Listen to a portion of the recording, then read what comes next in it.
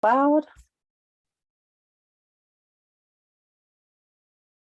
Thank you everyone for joining us today as part of our kickoff webinar at One Green Thing. And today's webinar is what is eco-anxiety and how to support Gen Z. First off, I want to talk about what we're going to cover today. First is how to define eco-anxiety, what Generation Z, and those are kids born from 1997 to 2017, what they're saying and feeling. So these are, young teens and young 20-year-olds, what they're saying and what they're feeling, how you can support Gen Z, and then why individual climate action matters, and then where do we go from here?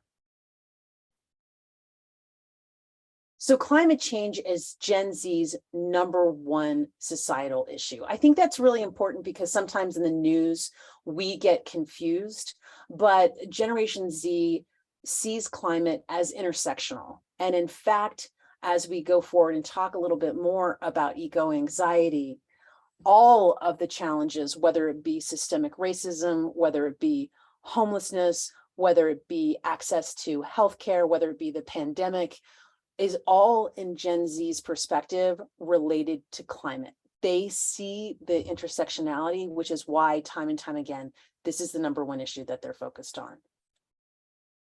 So here's the definition of eco-anxiety. And this is from the American Psychological Association, the chronic fear of environmental doom. Let's dig a little deeper because we know that more people are worried about the future of the planet. But the Oxford English Dictionary definition was actually only last year. And the definition there is unease or apprehension about current and future harm to the environment caused by human activity and climate change. Other terms you might hear are climate anxiety, solastalgia, climate despair, climate grief, climate doom.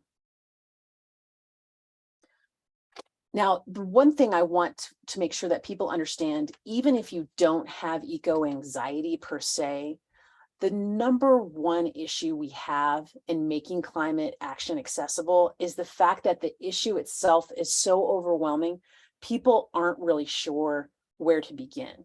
So we'll dig into that as we're also talking about eco-anxiety. And there's 3 things that I talk about that are called the eco-anxiety trifecta.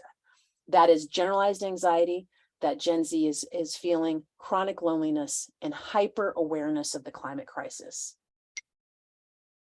So first, rates of anxiety and depression have dramatically increased over the past decade. Gen Z's constant background anxiety is on the verge of one of the most severe mental health crises we've seen in decades.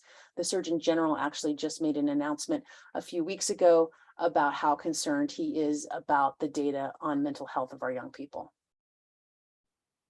Loneliness. So Cigna does a survey on loneliness, and this data is actually from the 2020 loneliness survey, which was before the pandemic. And 8 out of 10 Gen Zers said they experienced chronic loneliness, compared to only 5 in 10 baby boomers. So we have a situation where young people are actually lonelier than the elderly. And if you're a baby boomer and I said elderly, I apologize. I'm just reading the data. Environmental stress. So social media, we talk a lot about when it comes to mental health in young people. And there's new research talking about addiction. We've read about the lack of time outside. We also know that there's very serious issues of cyberbullying, body image. But one of the things we haven't really talked about is Gen Z's hyper awareness of the perils and the suffering caused by the climate crisis through social media.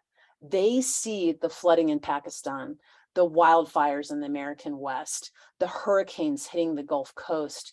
They see flooding in China. They see flooding in the New York subways. They see the flooding in Germany just a couple of years ago. They see all of that happening in real time from other young people around the world. And that leads to their hyper awareness of the disasters that we're facing and how uncertain their future is if we don't act on climate. And in fact, last year in September 2021, there was a survey of 10,000 young people, and 1 in 4, and these were kids ages 16 to 24. And I know if you're 24, you're not really a kid, but ages 16 to 24, 1 in 4 did not want to have children because they're so worried about the future. And nearly half said that climate anxiety interfered with their daily life. So our approach at One Green Thing starts at the intersection between the climate crisis and mental health. And what we want to do is tackle eco-anxiety through joyful daily actions, leading to culture change for policy solutions. And here's our thought process. Action helps abate anxiety.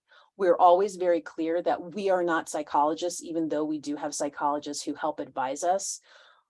If you are having climate anxiety interfere with your daily life, you should go see a professional. There's the Climate Psychology Alliance, the Climate Psychiatry Alliance, that are also great resources.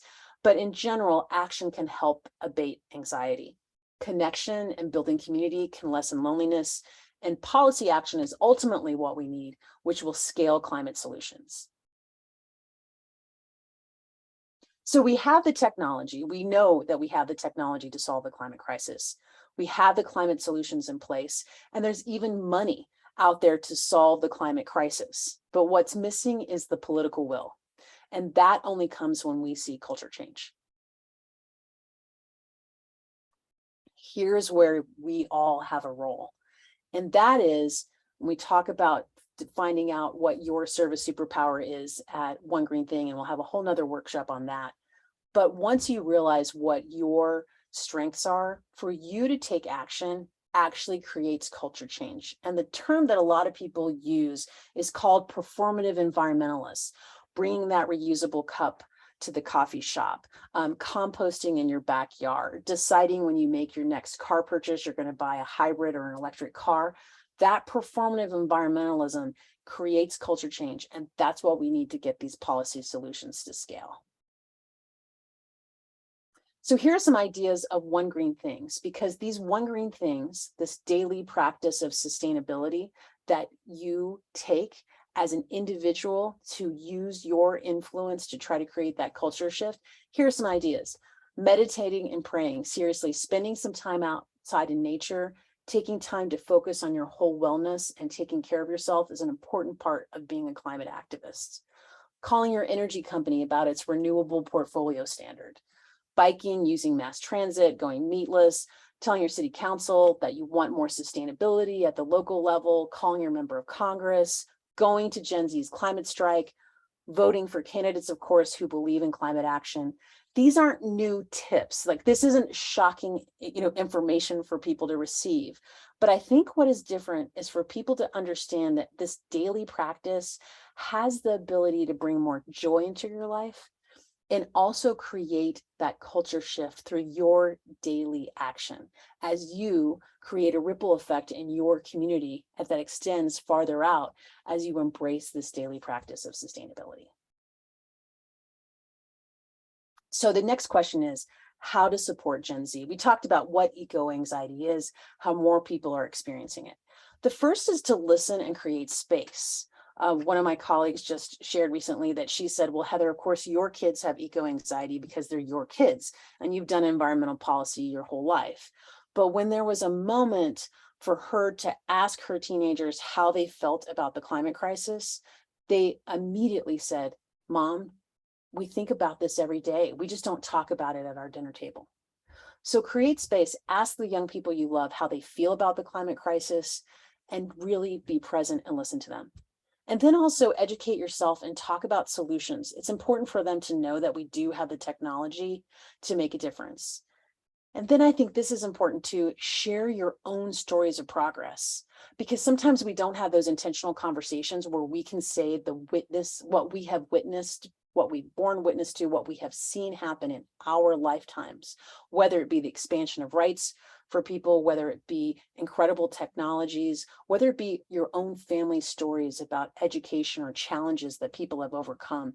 It's important for us to make sure that these kids know that as a society, we have done big things before. Obviously, we have huge challenges ahead, but if they don't have that experience and they don't hear it from you and your personal story, they may not understand that there is hope. And then finally, let them know they're not alone.